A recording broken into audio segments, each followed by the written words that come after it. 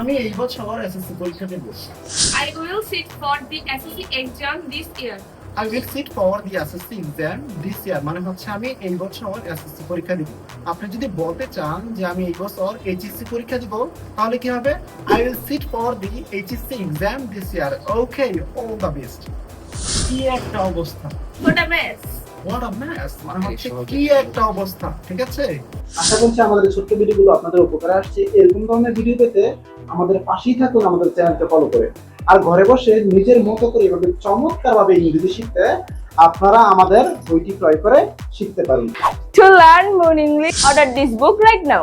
Okay, I will see you in the next video. All the time. Till then, take care of yourself. Bye bye. Bye bye.